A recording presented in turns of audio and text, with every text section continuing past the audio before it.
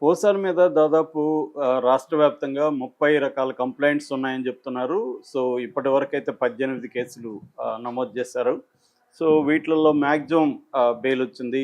ఓబులా వారి ఫస్టు ఫిబ్రవరి 26న ఆయన్ని హైదరాబాద్‌లో రాయదుర్గం దగ్గర మై హోమ్ భూజా అపార్ట్మెంట్ నుంచి తీసుకెళ్లారు. తీసుకెళ్ళి ఆయన్ని ఓబులవారిపల్లి పోలీస్ స్టేషన్ వాళ్ళు విచారించి, దాని తర్వాత రైల్వే కోడూరు కోర్టులో ప్రవేశపెట్టారు. ఆయనకి 14 ఏళ్ల రిమాండ్ విధించారు. అక్కడి నుంచి వరుసగా ఇంకా కేసులు వస్తూనే ఉన్నాయి. వాటిలో ఈయనకి చాలా వాటికి బెయిల్ వచ్చింది. ఓబులవారిపల్లి పోలీస్ స్టేషన్ ఆ కేసులో బెయిల్ వచ్చింది. ఆదోన్‌లో బెయిల్ వచ్చింది. నర్సరావుపేటలో బెయిల్ వచ్చింది. భవానీపురం విజయవాడలో బెయిల్ వచ్చింది. ఇలాగా అనేక వాటిలో బెయిల్ వచ్చింది. కొన్నిట్లో క్వాష్ కూడా అంటే అరెస్టులు చేయకండి, ఇతనికి బిఎన్ఎస్ఎస్ భారతీయ నాగరిక సురక్షా సంహిత 35(3) ప్రకారం నోటీసులు ఇచ్చి విచారించానని కూడా హైకోర్టు చెప్పింది. అయితే దాదాపు అన్ని కేసుల్లో బెయిల్లో చేసింది, ఇంకా రిలీజ్ అయిపోతాడనంగా సిఐడి ఆగమేఘాల మీద ఒక పీటీ వారెంట్ని కోర్టులో ప్రవేశపెట్టి కోర్టు అనుమతి తీసుకొని కర్నూలు జైలుకి వెళ్ళారు. అక్కడి నుంచి గుంటూరు తీసుకొచ్చారు. నిన్న అక్కడ కోర్టులో పోసాని కృష్ణమురళి ఏడ్చి, నేను నా మీద అసలు ఎన్ని కేసులు ఉన్నాయో కూడా నాకు తెలీదు, నరకం చూపిస్తున్నారు, దీన్ని నేనేమన్నా తప్పు చేస్తుంటే నరికేయండి నన్ను, కానీ ఇలా హింసించొద్దండి, నేను చనిపోవడం తప్ప నాకు వేరే గతి లేదు, బెయిల్ రాకపోతే నేను ఆత్మహత్య చేసుకుంటానని జడ్జి దగ్గర బొలోమని ఏడ్చాడని వార్తలు వచ్చాయి.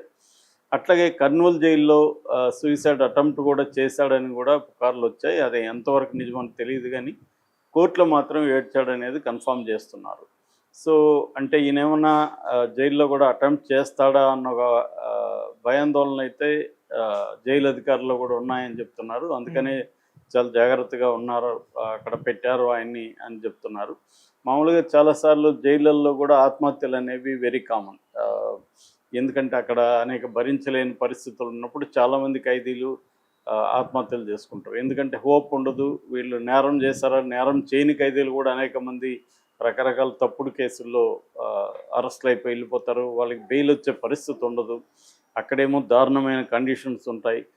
దీన్ని భరించలేక చాలాసార్లు చనిపోతారు. మనకి ఎవ్రీ ఇయర్ కూడా ఇండియాలో ఈ జుడిషియల్ కస్టడీ అంటారు దీన్ని, జుడిషియల్ కస్టోడియల్ డెత్స్ దాదాపు 2000 నుంచి 2500 వరకు జరుగుతున్నాయి. అది కొంత అనుమానాస్పద మృతి కావచ్చు, అంటే జైల్లో చంపేయడం కూడా జరుగుతుంది, చంపేసి కూడా ఆత్మహత్య లేకపోతే యాక్సిడెంట్ అని చెప్పిన సంఘటనలు కూడా చాలా ఉన్నాయి. అట్లా కాకుండా ఆత్మహత్యలు కూడా ఉన్నాయి. అలాగే పోసాని కూడా అట్లేమన్నా అటెంప్ట్ చేస్తాడా? ఎందుకంటే పోసాని మనం ఇప్పటివరకు ఏంటంటే అతను ఒక డేరింగ్ పర్సను, ముక్కుసూటిగా మాట్లాడతాడు, ఈ ఇమేజే ఉంది. కానీ ఇప్పుడు చూస్తే అతనికి జైలుకి పోతే కానీ వాళ్ళ ఆరోగ్య వ్యవహారాలు బయటికి రావు. సో ఈయనకి ఆల్రెడీ 2 హార్ట్ సర్జరీసు, స్టంట్ చేశారని చెప్తున్నారు. సో వెరీ వెరీ బలహీనంగా ఆయన ఉన్నట్టుగా అర్థమవుతుంది.